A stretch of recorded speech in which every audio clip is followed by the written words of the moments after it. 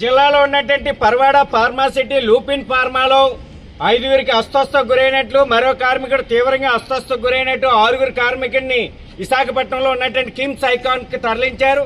మేము చెప్తా ఉన్నాం, వెంటనే సమగ్రమైన విచారణ చేయండి. ఎందుకు ఈ రకంగా అస్వస్థకు గురయ్యారు, అస్వస్థకు గురవడానికి ఏ వాయువులు కారణమయ్యాయి? గత నెల 8వ తేదీన కూడా ఒక కార్మికుడు తీవ్రమైనటువంటి అస్వస్థకు గురయ్యి ఒక కార్మికుడు 24 రోజుల పాటు దగ్గరగా ఆసుపత్రిలో చికిత్స పొందినటువంటి పరిస్థితి. అందుకని భద్రతా ప్రమాణాలు గాని, వాయువులు విడుదలైనప్పుడు తీసుకోవాల్సినటువంటి జాగ్రత్తలు గాని అన్నింటి మీద కూడా సమగ్రమైన దర్యాప్తు విచారణ చేయవలసినటువంటి అవసరం ఉంది.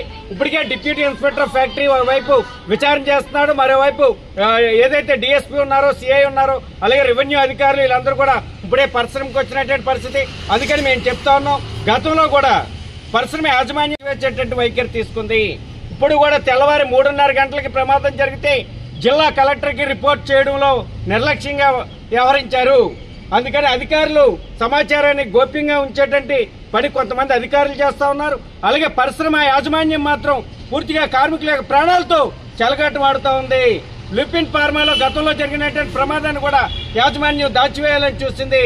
కార్మికుడి యొక్క ప్రాణాలతో చెలగాటమాడింది. అందుకని ఇట్లాంటి పరిశ్రమ మీద సమగ్రమైన దర్యాప్తు చేయండి. పరిశ్రమలో జరుగుతున్నటువంటి ఇట్లాంటి ఘటనల మీద సమగ్రమైన దర్యాప్తుతో పాటు పరిశ్రమ యాజమాన్యం మీద జరిగిన ఘటనకి బాధ్యత చేస్తూ క్రిమినల్ చర్యలు లాంటివి తీసుకోవాలని, కార్మికుల యొక్క ప్రాణాలకు రక్షణ కల్పించాలని, ఏదైతే అస్వస్థకు గురయ్యారో వాళ్ళకి మెరుగైన వైద్య సేవలు అందించాలని ఫార్మా